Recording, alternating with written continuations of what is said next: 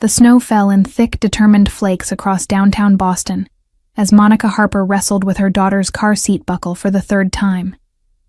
Her hands trembled, not from the December cold seeping through her worn coat, but from the crushing realization that she was now 27 minutes late for a blind date she'd never wanted in the first place. "Mommy, why are you shaking?" 4-year-old Ruby asked, her curious green eyes reflecting the holiday lights strung across their apartment building's entrance.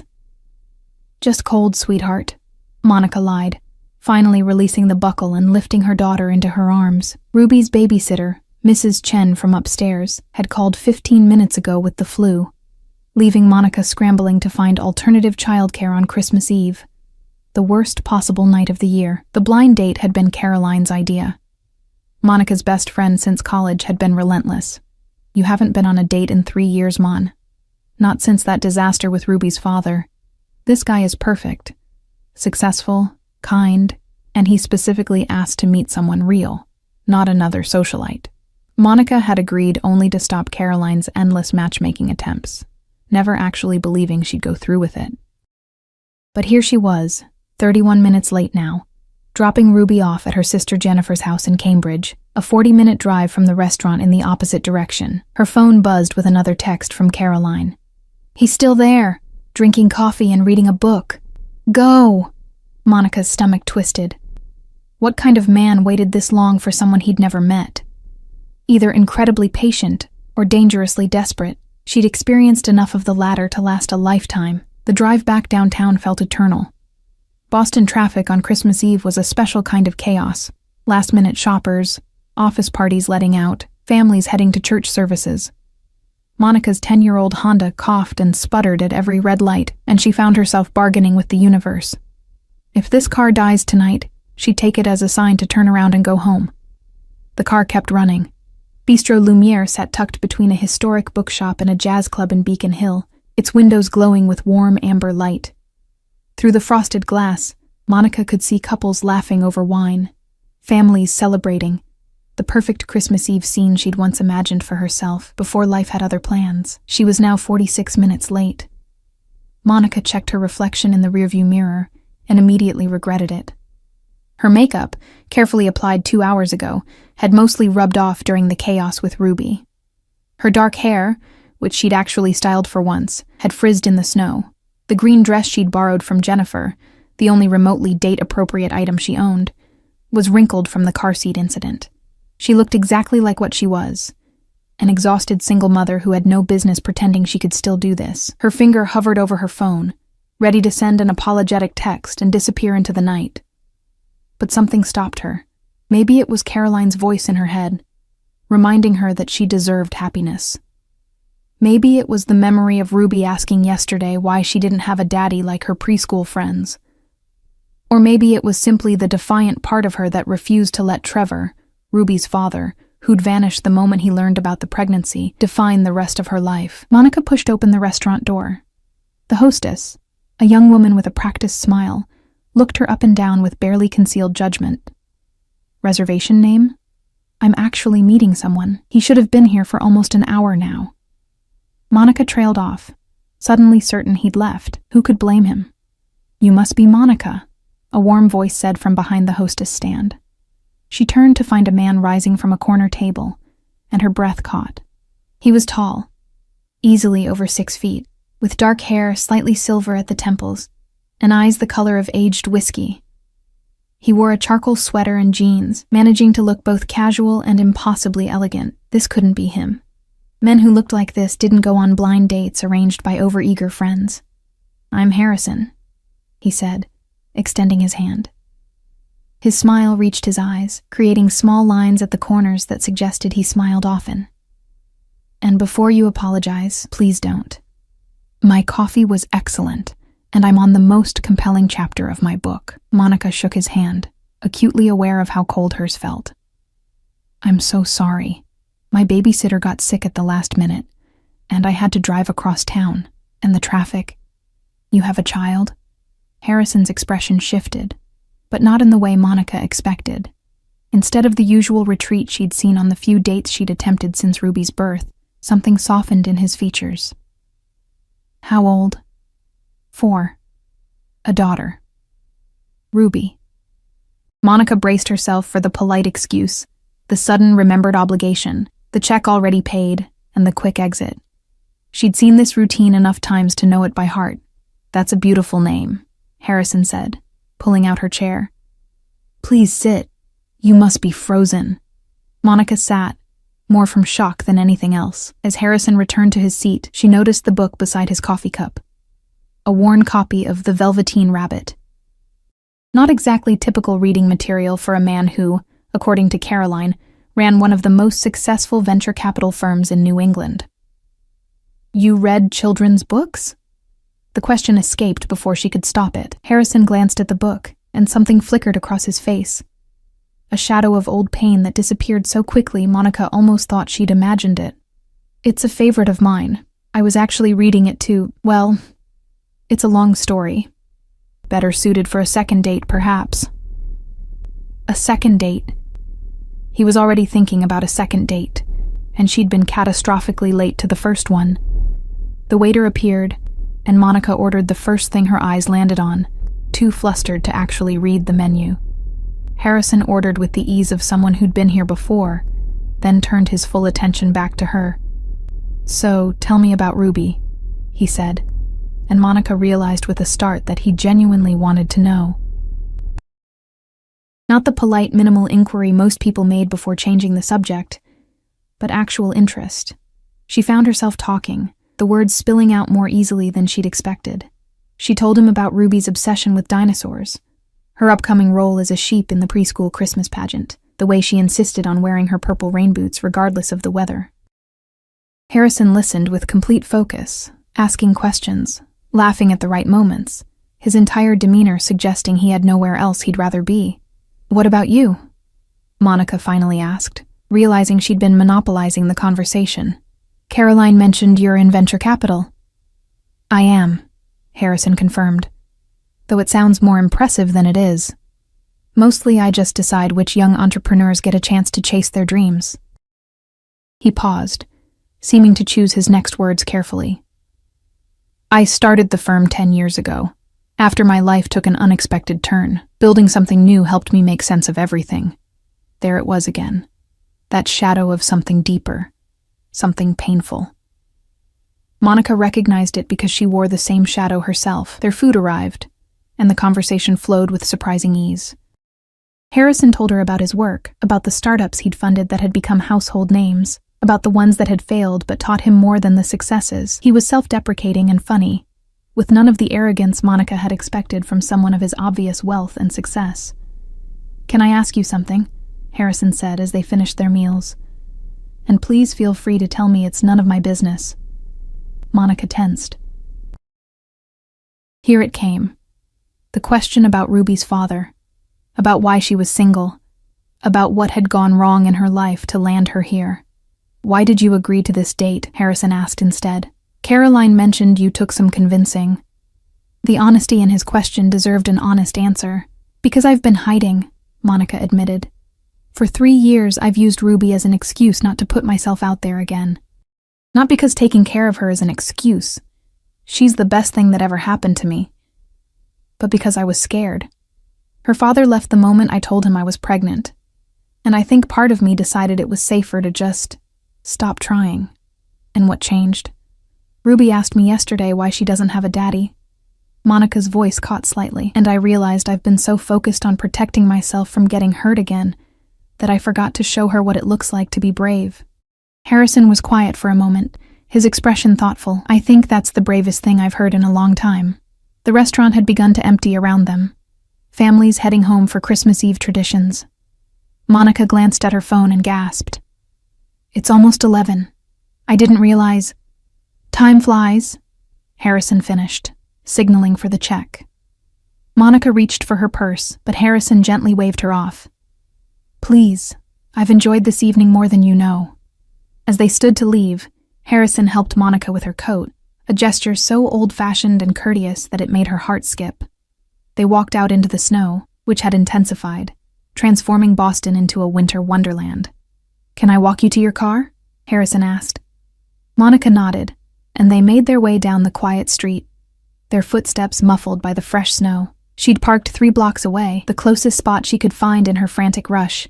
"Monica," Harrison said as they reached her Honda. He hesitated, seeming uncharacteristically uncertain. "I'd like to see you again, if you're open to that." "I'd like that too," Monica said, surprising herself with how much she meant it. Harrison smiled, that warm, genuine smile that transformed his entire face. He pulled out his phone. "May I have your number?" As Monica recited the digits, she noticed his phone screen. The wallpaper was a photo of a little boy, maybe 7 or 8 years old, with Harrison's same dark hair and bright smile. Before she could comment, Harrison quickly saved her number and pocketed the phone. "Merry Christmas, Monica," he said softly. "Drive safely." Monica drove home in a daze, her mind replaying every moment of the evening. She'd gone expecting nothing and found... what? Connection? Possibility? Something that felt dangerously close to hope? Her phone buzzed as she pulled into her sister's driveway. A text from an unknown number. "Thank you for giving me a chance tonight. I know I'm just a stranger who waited too long in a restaurant, but something tells me you might be worth waiting for. Harrison." Monica's hand shook again, but this time not from cold or fear. She'd been so certain she was done with this, done with hope, done with the terrifying vulnerability of letting someone in. But as she looked at Harrison's message, she felt something she hadn't experienced in 3 long years. She felt like maybe, just maybe, she could try again. What Monica didn't know, what she couldn't possibly know, was that Harrison had his own secrets, his own shadows that shaped every decision he made. And one of those secrets was about to change everything. Monica picked Ruby up from Jennifer's house at midnight, her daughter sleeping soundly against her shoulder. Her sister stood in the doorway, arms crossed, eyebrows raised in that knowing way only siblings could manage. "So," Jennifer whispered, "how was Mr. Mysterious Billionaire? His name is Harrison, and he was... surprising," Monica admitted, adjusting Ruby's weight. "He didn't seem bothered that I was late. He asked about Ruby. He actually listened." "And you're seeing him again?" Monica nodded, still somewhat disbelieving it herself. "He wants to take me to dinner next week." Jennifer's expression shifted from teasing to serious. "Mon, I'm happy for you. Really, but please be careful. You know how these things can go." Monica knew her sister meant well. Jennifer had been there through the Trevor disaster, had held Monica's hand through morning sickness and labor, had babysat countless times so Monica could work her 2 jobs to make ends meet. Jennifer had earned the right to worry. "I will," Monica promised. "I'm not diving into anything. It's just dinner." But as she drove home through the silent, snow-covered streets, Monica couldn't shake the feeling that it was already more than just dinner. Something about Harrison had reached past all her carefully constructed walls, and that terrified her almost as much as it thrilled her. Christmas morning arrived with Ruby's excited squeals at 5:30. Monica stumbled from bed, grateful she'd had the foresight to wrap presents the week before. Their small apartment might not be much, a cramped 2-bedroom in a building that had seen better decades. But Monica had saved for months to make this Christmas special. A bike with training wheels, a dinosaur excavation kit, new books, and the stuffed triceratops Ruby had been begging for since September. Ruby's joy made every extra shift, every missed meal, every moment of exhaustion worth it. Monica watched her daughter tear through wrapping paper with the singular focus only a 4-year-old could muster, and felt that familiar surge of fierce protectiveness mixed with overwhelming love. Her phone buzzed. A text from Harrison. "Merry Christmas, Monica. I hope Ruby loves whatever Santa brought. Enjoy your day with her." Monica smiled. He'd remembered. Such a small thing, but it mattered. She sent back a quick photo of Ruby amid the wrapping paper chaos, and Harrison responded immediately with a laughing emoji and, "Looks like Christmas was a success." They texted sporadically throughout the day. Nothing deep, just small moments shared. Harrison mentioned he was spending the day with family. Monica told him about Ruby's insistence on wearing her new dinosaur pajamas over her regular clothes. It felt natural, comfortable, like they'd known each other longer than one evening. The week between Christmas and New Year's passed in a blur of work and anticipation. Monica managed the front desk at a dental office during the day and worked as a freelance bookkeeper in the evenings. Unglamorous work, but it paid the bills and gave her flexibility with Ruby's schedule. She'd been careful not to mention the upcoming date to anyone except Jennifer and Caroline, not wanting to jinx it or build it up too much in her mind, but Caroline naturally couldn't contain herself. She called 3 times to discuss outfit options, twice to demand details about the first date, and once just to squeal about how Harrison had apparently told his friend, Caroline's husband Marcus, that Monica was extraordinary. Those are his exact words, Mon. Caroline gushed over the phone. Marcus said Harrison hasn't been this interested in anyone since, well, in a very long time. Since what? Monica asked, catching the pause. I don't know the details, Caroline admitted. Marcus doesn't talk about it much. Something happened in Harrison's past, something that changed him. But apparently, you're the first person he's wanted to pursue anything with in years. Monica filed that information away, adding it to the growing collection of mysteries surrounding Harrison. The photo of the boy on his phone, the shadow that crossed his face when he mentioned his life taking an unexpected turn. The children's book he'd been reading, pieces of a puzzle she didn't yet understand. Their second date was set for Friday evening at a small Italian restaurant in the North End. This time, Monica arranged childcare days in advance. Jennifer had agreed to keep Ruby overnight, insisting Monica shouldn't feel pressured to rush home. Monica arrived exactly on time, determined not to repeat her catastrophic lateness. Harrison was already there, standing outside the restaurant despite the bitter cold, and his face lit up when he saw her. "You look beautiful," he said, and Monica felt heat rise to her cheeks. She'd splurged on a new dress, nothing extravagant, but it fit well and made her feel confident.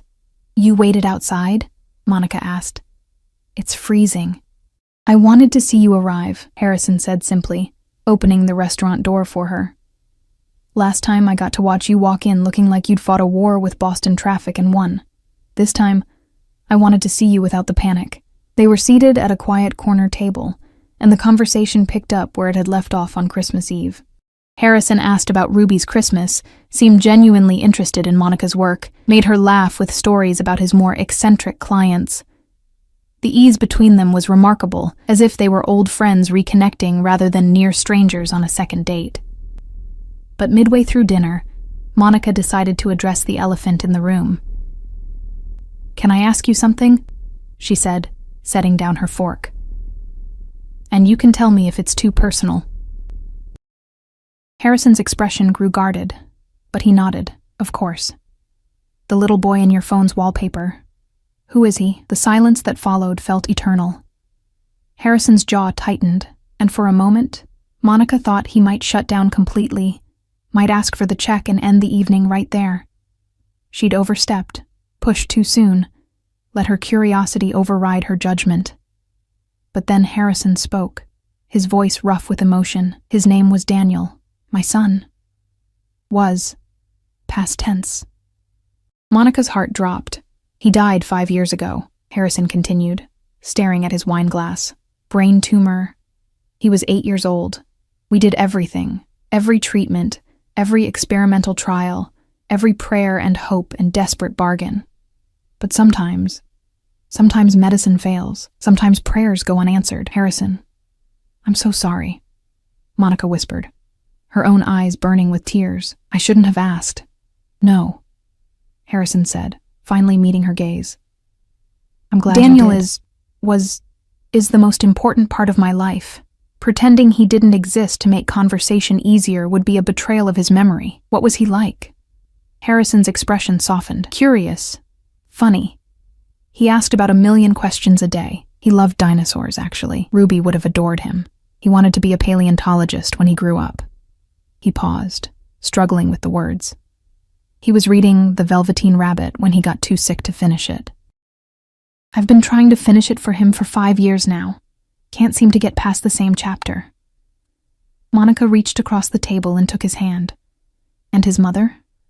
"Vanessa left 6 months after Daniel's diagnosis," Harrison said, his voice flat. "She couldn't handle it. The treatments, the hospital visits, watching our son deteriorate. She just walked away, filed for divorce while Daniel was in the ICU. I haven't seen her since the funeral, and even then she stayed for less than an hour." The pieces clicked into place, the shadow Monica had sensed, the unexpected turn his life had taken, the careful way he'd responded when she mentioned Ruby. Harrison wasn't just a successful businessman, he was a father who'd lost everything. "That's why you waited for me on Christmas Eve," Monica said suddenly, "even though I was late, because you understand what it's like to put your child first." Harrison squeezed her hand. "I waited because from the moment Caroline mentioned you were a single mother, I was intrigued. Not despite it, but because of it. You're raising a daughter on your own, working 2 jobs, making it work against all odds. That takes a kind of strength most people never develop." They talked for hours, the conversation shifting from grief to healing to hope. Harrison told her about the foundation he'd started in Daniel's name, funding pediatric cancer research. Monica shared stories about Ruby's birth, about the terror and joy of being solely responsible for another human being, about the unexpected ways motherhood had transformed her. "I need to tell you something," Monica said as they prepared to leave. "Ruby's father, Trevor, he didn't just leave. He denied she was his, told me to handle it on my own or give her up for adoption. I haven't heard from him in over 3 years. His loss," Harrison said firmly, "and Ruby's gain, because she has you." They walked through the North End's narrow streets, past twinkling lights and late-night cafes. Harrison kept his hand at the small of Monica's back, a gentle, protective gesture that made her feel simultaneously safe and vulnerable. "Monica," Harrison said as they reached her car, "I need to be honest with you about something. I haven't dated anyone since Vanessa left. Haven't wanted to. The idea of opening myself up to that kind of pain again seemed impossible." He paused. "But then I met you, and for the first time in 5 years, I felt like maybe I could try. Maybe I could let someone in again." "That terrifies me," Monica admitted. "Not you, but what this could become. I have Ruby to think about. I can't bring someone into her life unless I'm sure." "I wouldn't expect you to," Harrison said. "We'll take this as slow as you need. I'm not going anywhere." He kissed her then, soft and tentative, a question and a promise all at once. Monica melted into it, into him, feeling walls she'd built for 3 years begin to crack. When they pulled apart, Harrison rested his forehead against hers. "There's something else I need to tell you," he said, "something important. But I want to wait until I'm sure this, us, is something real." Monica's stomach fluttered with both anticipation and apprehension. "Should I be worried?" "No," Harrison assured her. "I hope not anyway. It's just complicated." They said goodnight, and Monica drove home with her mind spinning. What was Harrison hiding? Was it about his late son, his ex-wife, his business? And more importantly, why did she already care so much about a man she'd known for less than 2 weeks? Her phone buzzed. "Harrison, thank you for listening tonight, for not running when I told you about Daniel. You're remarkable, Monica Harper." Monica smiled, typing back, "Thank you for trusting me with his story." "Sleep well, Harrison." But as she pulled into her apartment's parking lot, Monica saw something that made her blood run cold. A familiar blue sedan parked in the visitor's spot, a car she'd hoped never to see again. Trevor was here. Monica sat in her car, hands gripping the steering wheel so tightly her knuckles turned white. The blue sedan hadn't moved. Through the falling snow, she could make out a figure in the driver's seat, illuminated intermittently by the glow of a phone screen. Trevor. 3 years, 2 months, and 17 days since she'd last seen him. Not that she'd been counting. She'd tried so hard not to count, not to measure her life by his absence, not to let his abandonment define her. But here he was, materializing like a ghost on the first night she'd allowed herself to imagine a different future. Monica considered calling the police, but what would she say? Her ex-boyfriend was sitting in a public parking lot. He hadn't technically done anything wrong. Yet. She pulled out her phone and texted Jennifer. "Trevor is here, outside my apartment. Don't bring Ruby home tomorrow until I figure out what he wants." Jennifer's response was immediate. "Are you kidding me? Do you want me to come over? I can be there in 20 minutes. "No. I need to handle this myself. Just keep Ruby safe." Monica took 3 deep breaths, checked that her phone was fully charged, and stepped out of her car. The cold hit her like a physical force, but it was nothing compared to the ice that flooded her veins as Trevor's car door opened. He looked different. Thinner, with a beard she'd never seen him wear, dressed in an expensive coat that seemed at odds with the man who'd once claimed he couldn't afford child support. He raised one hand in an awkward wave. "Monica, hi. What are you doing here?" Her voice came out stronger than she felt. "I needed to talk to you. I tried calling, but I think you blocked my number. I blocked it 3 years ago, the day you told me to give our daughter up for adoption." Monica crossed her arms. "So I'll ask again, what are you doing here?" Trevor shifted uncomfortably, snow gathering in his hair. "Can we go inside? It's freezing out here." "Absolutely not. You have 5 minutes, and then I'm calling the police." "Monica, please. I know I messed up." "Messed up?" Monica's carefully controlled composure cracked. "You didn't mess up, Trevor. You abandoned your pregnant girlfriend. You denied your own child. You disappeared without a trace for over 3 years. That's not messing up. That's making a choice." "I was scared," Trevor said. And Monica hated how his voice still carried that familiar tone, the one that used to make her believe his excuses. "I was 27, barely making rent, and the idea of being a father terrified me. I panicked. And now? What's different now?" Trevor looked down at his expensive shoes, at the snow gathering around them. "My father died 6 weeks ago." Monica's anger faltered slightly. She'd met Trevor's father once, a cold, demanding man who'd made it clear Trevor would never measure up to his expectations. "I'm sorry for your loss. Don't be. He was a terrible person." Trevor's laugh was bitter, but he left me everything. His business, his properties, more money than I knew what to do with. And suddenly, I could afford to be a father. I could afford to do the right thing. The words hit Monica like a slap. "You think fatherhood is about affording it? You think that's what stopped you? That's not what I meant. Ruby needed a father when I was working 2 jobs and skipping meals so she could eat. She needed a father when she had croup at 2 in the morning and I had to rush her to the emergency room alone. She needed a father on her first day of preschool when she cried because all the other kids had daddies." Monica's voice broke. "She doesn't need someone who shows up with money when it's convenient." "I want to meet her," Trevor said quietly. "I want to be part of her life. I know I don't deserve it. But she deserves to know her father." Monica felt the world tilt.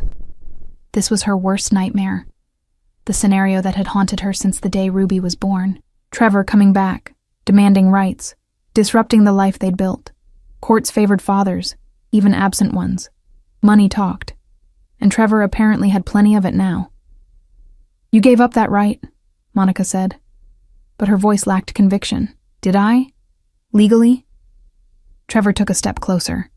"Monica, I don't want to fight you. I don't want lawyers and courts and custody battles. I just want a chance to know my daughter. To be the father I should have been from the beginning." "It's been 3 years, Trevor. She doesn't know you exist. How do you think that conversation goes? Ruby, this is your daddy who didn't want you when you were born but changed his mind when he got rich?" "I don't know," Trevor admitted, "but we can figure it out together. I'll go slow. I'll do whatever you think is best. I need to try." Monica's phone buzzed. A text from Harrison. "Home safe. Can't stop thinking about tonight. About you." The contrast was stark and cruel. Harrison, who'd lost his son and would give anything for one more day with him. Trevor, who'd willingly abandoned his daughter and now wanted back in her life. The universe had a twisted sense of irony. "I need time," Monica said finally. "Time to think. Time to figure out what's best for Ruby. You don't get to show up after 3 years and demand access to her life. I'm not demanding anything. I'm asking. Begging, if that's what it takes. Give me your number. I'll call you when I've decided how to handle this." Trevor recited the digits, and Monica saved them with shaking hands. He lingered for a moment, as if hoping for more, then nodded and returned to his car. Monica watched him drive away, then collapsed against her own vehicle, her legs suddenly unable to support her weight. She couldn't go inside. Not yet. Not when her apartment would feel too empty, too quiet, too filled with questions she had no answers for. Instead, she sat in her car and called the one person who might understand. Harrison answered on the second ring. "Monica, is everything okay?" "No," she said, and then the tears came. "No, it's really not. Where are you? Are you safe?" "I'm home. I'm safe. Monica struggled to breathe through the sobs. "Ruby's father showed up tonight, out of nowhere. He wants to meet her, to be part of her life." The silence on the other end stretched long enough that Monica thought the call had dropped. Then Harrison spoke, his voice careful. "What do you want to do?" "I don't know. I don't know anything anymore. This morning I was worried about what to pack for Ruby's lunch. Tonight I'm trying to figure out how to explain to my daughter that the father who abandoned her suddenly wants to play daddy. Can I come over?" Harrison asked. "Or meet you somewhere? You shouldn't be alone right now." Monica wanted to say yes, wanted Harrison's steady presence, his understanding, his strength. But something held her back. "I think I need to process this on my own tonight. But thank you. Really." "Monica, listen to me." Harrison's voice was firm but gentle. "Whatever you decide, whatever happens with Ruby's father, it doesn't change anything between us. You're not in this alone anymore. Not if you don't want to be." After they hung up, Monica sat in the silent car and forced herself to think rationally. Trevor had rights, theoretically. He'd never signed away his parental claims. But he'd also never established paternity, never paid a cent of support, never shown any interest until now. A good lawyer could probably keep him at bay, at least temporarily. But did Monica want to keep him at bay? Did Ruby deserve the chance to know her biological father, even if he'd failed her spectacularly? Or would introducing Trevor into their lives cause more harm than good? Monica thought about Harrison's story, about Daniel, about the gaping hole a child's absence left in a parent's life. Harrison would give anything to have his son back. Was Monica being selfish by even considering denying Trevor the chance to know Ruby? But then she remembered Ruby asking why she didn't have a daddy, remembered the look of confusion and hurt on her daughter's face. She remembered working double shifts while pregnant, because Trevor had refused to help. Remembered the crushing loneliness of early motherhood with no partner to share the burden. Her phone rang. Jennifer. "I just put Ruby to bed, and I need you to tell me everything," her sister said without preamble. Monica recounted the parking lot confrontation, Trevor's inheritance, his request to meet Ruby. Jennifer listened without interrupting, which was unusual enough that Monica knew her sister was genuinely concerned. "What are you going to do?" Jennifer asked finally. "I have no idea." "Do you think he's genuine, or is this some kind of guilt trip thing that'll fade once the novelty wears off? I don't know. The Trevor I knew was selfish and immature, but he wasn't cruel. He was just weak." Monica rubbed her temples. Maybe people change. Maybe inheriting his father's fortune gave him some kind of perspective. Or maybe money just makes it easier to play hero, Jennifer countered. "Mon, I know you want to do the right thing for Ruby, but you also need to protect her, and yourself." After they hung up, Monica finally went inside. Her apartment felt strange, familiar but foreign, as if seeing it through new eyes. Everything here represented her life with Ruby.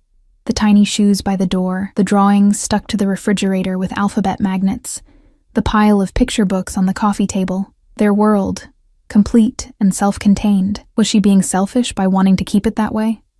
Monica pulled out her laptop and spent the next 3 hours researching parental rights, custody laws, and paternity establishment. The more she read, the more her anxiety grew. Trevor could demand a paternity test. If it came back positive, which it would, he could petition for visitation rights, maybe even partial custody. Massachusetts courts favored parental involvement, even from previously absent parents who suddenly got their act together. She was still reading when her phone buzzed at 2 a.m. "Harrison, I know you're probably asleep, but I wanted you to know I'm thinking about you. Whatever you decide about Ruby's father, I support you. You're an incredible mother, and you'll make the right choice." Monica stared at the message, at this man who'd entered her life less than 2 weeks ago, but somehow felt essential. A man who understood loss and parenthood in ways Trevor never could. A man who'd waited for her despite her chaos. And then a terrible thought struck her. What if she had to choose? What if Trevor made things complicated enough that Harrison decided the drama wasn't worth it? What if she lost this fragile, beautiful thing that was growing between them before it ever had a chance to fully bloom? Monica typed and deleted 3 different responses before finally settling on, "Thank you. That means more than you know. Talk tomorrow?" "Anytime. Sleep well, Monica." But sleep didn't come. Monica lay in bed, watching the ceiling, playing out scenarios. Introducing Ruby to Trevor, keeping him away. Courts and lawyers. Ruby growing up resenting her for denying her a relationship with her father. Ruby growing up damaged by a father who'd already proven he could walk away. At 6 in the morning, Monica made her decision. She would give Trevor a chance, but on her terms. Supervised visits, slow introduction. And the first sign that he was going to hurt Ruby, he was gone forever. She texted Trevor, "We need to talk. Coffee tomorrow at 10. Hartley's on Main Street. Come alone." His response was immediate. "I'll be there. Thank you, Monica. You won't regret this." But as Monica finally drifted into an uneasy sleep, one question haunted her. What if she already did? The coffee shop was nearly empty when Monica arrived, 10 minutes early despite her exhaustion. She'd barely slept, her mind cycling through worst-case scenarios until dawn. Jennifer had texted twice, offering to come along for moral support, but Monica had declined. This conversation needed to happen without an audience. Trevor walked in exactly at 10, looking as nervous as Monica felt. He ordered a black coffee and sat across from her, hands wrapped around the cup like he needed the warmth. "Thank you for agreeing to meet," he began. Monica cut straight to the point. "If you want to meet Ruby, there are conditions, non-negotiable ones. Of course, anything. First, you don't meet her until I'm absolutely certain you're serious about this. That means regular meetings with me first. I need to know you're stable, committed, and genuinely interested in being a father, not just easing your guilt." Trevor nodded. "That's fair. Second, when you do meet her, it's supervised. By me. In public places. You don't get alone time with her until you've proven yourself trustworthy. Understood. Third, you don't make promises you can't keep. Ruby is 4 years old. If you tell her you'll be at her preschool play, you better be there. If you say you'll take her to the zoo, it happens. She's already growing up without a father. I won't let you disappoint her repeatedly." "I won't," Trevor said firmly. "Monica, I know I have no right to ask for your trust, but I'm different now. My father's death. It made me realize I was becoming him. Cold, disconnected, running from anything that required real emotional investment. I don't want to be that person." Monica studied his face, searching for signs of deception. She'd loved this man once, thought they'd build a life together. That felt like a lifetime ago. "Tell me about your life now," she said. "Your job, where you live, what you do with your time." Trevor explained that he'd inherited his father's commercial real estate company. He'd been working there for 2 years before his father died, learning the business, trying to earn approval he never received. Now he was running it, overseeing properties across New England. "I have a house in Newton, 4 bedrooms, big backyard. I kept thinking how Ruby would love it, how I could put up a swing set, maybe get a dog." He paused. "I know I'm getting ahead of myself, but I can't stop imagining what it could be like." "Ruby loves dinosaurs," Monica said quietly. "She wants to be a paleontologist. She's terrified of the dark, but fearless on playground equipment. She asks approximately 800 questions per day. Her favorite food is mac and cheese, but only the kind with the powder, not the creamy kind. She has your eyes." Trevor's expression crumbled. "I've missed so much." "Yes, you have. And you can't get that time back. No amount of money or good intentions will give you those first 3 years." Monica's voice hardened. "But if you're serious, truly serious, you can be there for the years to come. On Ruby's timeline, not yours." When can I meet her?" "Not yet. We meet again next week. Same time, same place. We do this every week for at least a month. You tell me about your life, I tell you about Ruby. You prove you're consistent. Then we talk about introduction logistics." Trevor looked disappointed, but didn't argue. They talked for another hour, awkward and careful, 2 people trying to navigate impossible terrain. When they finally parted ways, Monica felt drained but oddly relieved. She'd set boundaries. She'd taken control of the situation. Her phone rang as she reached her car. "Harrison, how did it go?" he asked. Monica found herself smiling despite everything. "Better than expected. We're taking it slow, but I think maybe it could work. I'm proud of you. That couldn't have been easy. It wasn't. But Harrison, I need to ask you something." Monica hesitated. "You said you had something important to tell me. Something complicated. I think I need to know what it is." The silence stretched long enough that Monica wondered if the connection had failed. Then Harrison spoke, his voice tight. "Can I see you tonight? This isn't a conversation for the phone." They agreed to meet at a park near Monica's apartment at 7. Monica spent the day with Ruby, who Jennifer had brought home that afternoon. Her daughter chattered about staying at Aunt Jennifer's house, about the pancakes they'd made for breakfast, about a cartoon she'd watched. Normal, beautiful, uncomplicated 4-year-old joy. Monica hugged her daughter tighter than usual, breathing in the scent of her strawberry shampoo, grateful beyond measure for this perfect little human who'd saved her life in ways Ruby would never understand. At 6:30, Jennifer returned to babysit. "You okay?" her sister asked, reading the tension in Monica's face. "I don't know yet, but I will be." Harrison was already at the park when Monica arrived, sitting on a bench despite the cold. He stood when he saw her, and Monica's heart clenched at the anxiety in his expression. "I should have told you this sooner," Harrison began. "But I was afraid you'd run, and I was selfish enough to want more time with you first. You're scaring me. When Daniel died, I threw myself into work, started the foundation, expanded my firm, anything to avoid the emptiness of my house.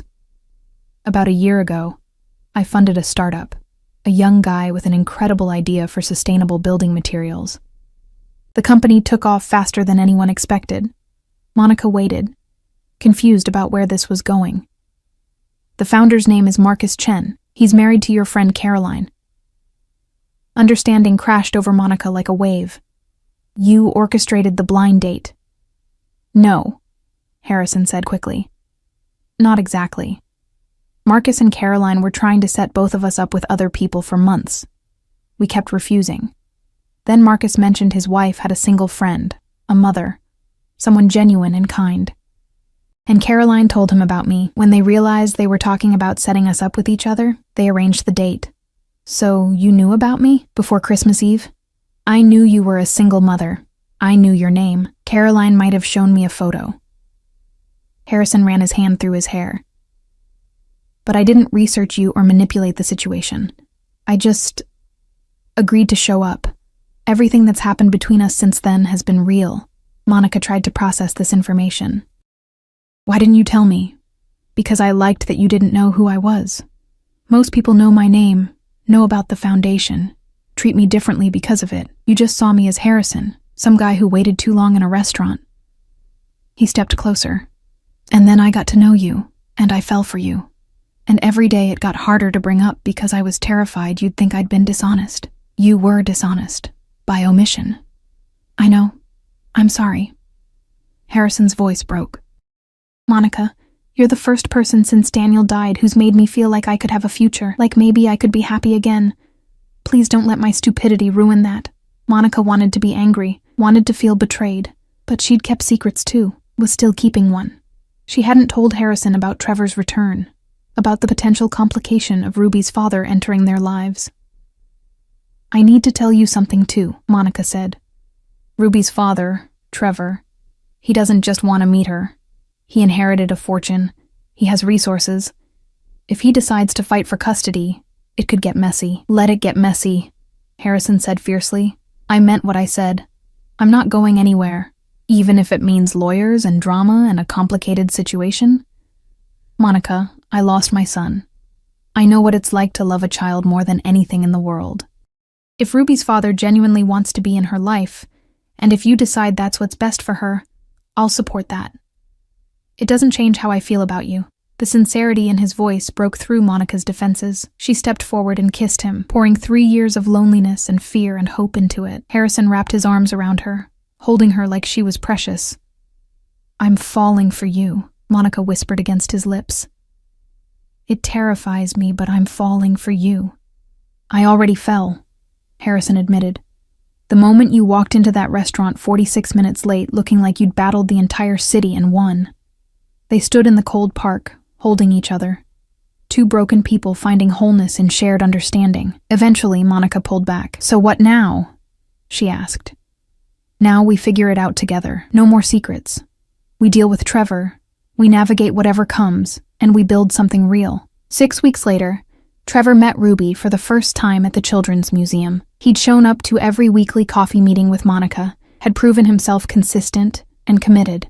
Ruby was shy at first, hiding behind Monica's legs, but Trevor had brought a stuffed stegosaurus, and that broke the ice. I like dinosaurs, Ruby announced. Your mom told me, Trevor said softly.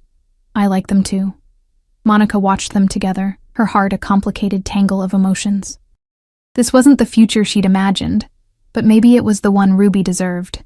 Harrison had been there through all of it, steady and patient. He'd met Ruby 2 weeks earlier, and her daughter had immediately adored him, especially when she learned he'd had a son who also loved dinosaurs. 3 months after that Christmas Eve blind date, Monica stood in her apartment with Ruby asleep in the next room, Harrison's arms around her, and felt something she hadn't experienced in years. Peace. Happy? Harrison murmured against her hair. Terrified, Monica admitted. But yes, happy. Trevor had become a regular presence in Ruby's life. Every other weekend, supervised visits that were gradually extending as he proved himself trustworthy. It wasn't traditional, but it worked. And Harrison had become something else entirely. A partner, a support, a man who loved Monica's complicated life because it included her. On a warm spring evening, Harrison took Monica back to Bistro Lumiere, where their story had begun. Over dessert, he pulled out a small velvet box. I know it's fast, he said. And I know we have complicated lives, but Monica Harper, you taught me that it's possible to love again after loss. Will you marry me? Monica looked at this man who'd waited for her, who'd proven himself in every way that mattered, and said the easiest yes of her life. A year later, they stood in that same restaurant for their small wedding reception. Ruby was flower girl, wearing purple rain boots under her fancy dress. Trevor was there too, having evolved from absent father to genuine co-parent. Jennifer cried. Caroline took approximately 800 photos. And as Monica danced with her husband, watching Ruby giggle as Trevor spun her in circles, she marveled at how a catastrophically late blind date had led to this. A messy, imperfect, absolutely perfect life.